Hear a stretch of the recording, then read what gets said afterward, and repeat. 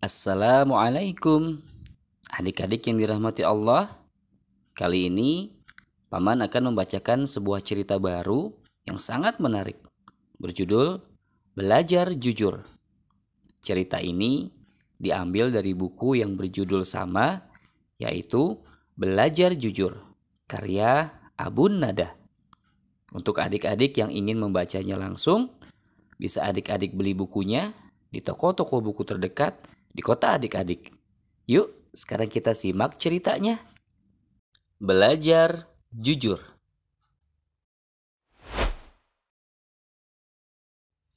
Allah berfirman, "Wahai orang-orang yang beriman, bertakwalah kalian dan jadilah kalian bagian orang-orang yang jujur."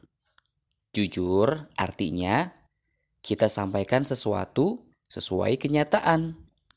Tak ada yang ditambah atau dikurangi. Misalnya, kita jajan pisang goreng di kantin, kita makan 3 buah, waktu bayar, kita katakan telah makan 3. Itu jujur namanya. Jika kita makan 3, tapi mengaku hanya makan 2, itu namanya berdusta. Jujur bukan hanya dalam perkataan saja, tapi perbuatan kita pun harus jujur juga.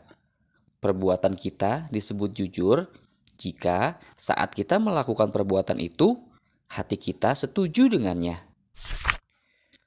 Misalnya, ketika kita bersedekah, hati kita benar-benar merasa senang dan ikhlas saat melakukannya.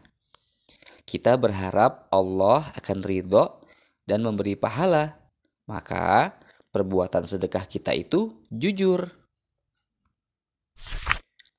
Jika kita bersedekah, tapi hati kita sebenarnya tidak suka melakukannya, maka perbuatan kita itu dusta.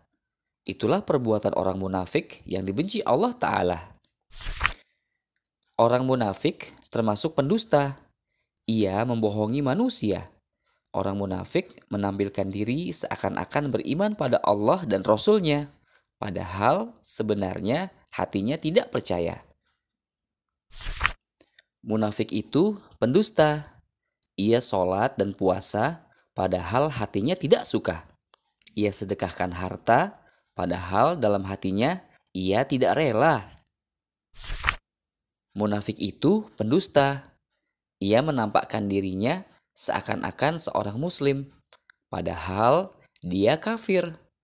Orang munafik itu menipu manusia lewat perbuatannya.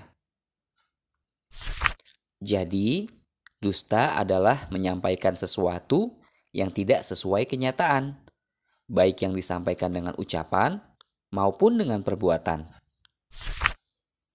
Ada yang berdusta karena ingin menyenangkan temannya. Dia ingin teman-temannya menyukai dia dan mau mendengar kata-katanya.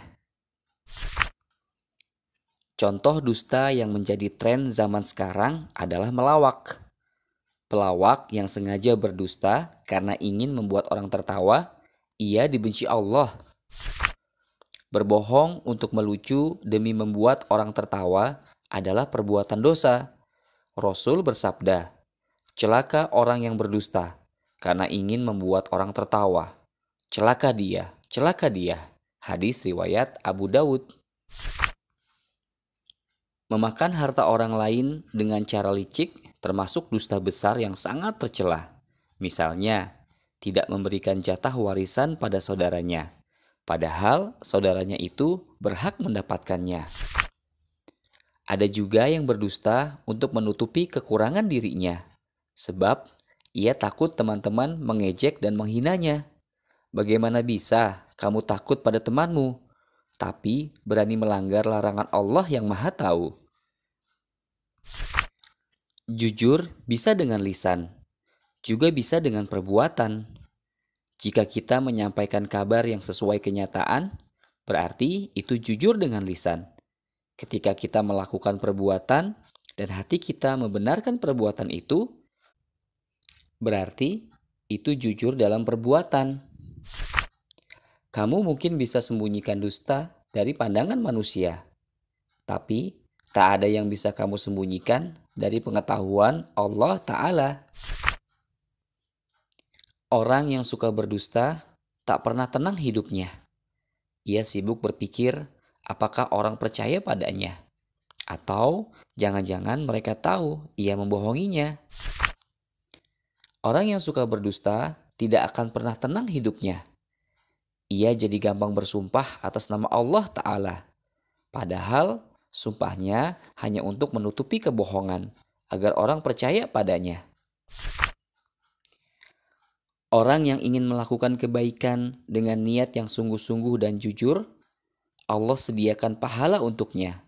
Sebab di sisi Allah, niat yang jujur sangat berharga, meski orang itu tidak sempat mewujudkan niatnya.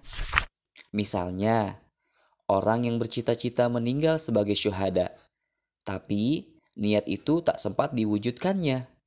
Allah tetap beri ia pahala syuhada, meski ia meninggal di tempat tidurnya. Kata Rasul, perilaku jujur akan membuat kita menjadi baik. Setiap kebaikan yang kita lakukan akan membawa kita ke surga. Jika kita selalu berbuat jujur, Allah akan catat kita sebagai orang yang jujur di sisinya. Sedangkan dusta akan membuat orang menjadi buruk perilakunya, karena tidak taat pada Allah Ta'ala. Perilaku yang buruk akan menyeretnya ke neraka. Jika dia selalu berdusta, Allah akan catat dia sebagai seorang pendusta.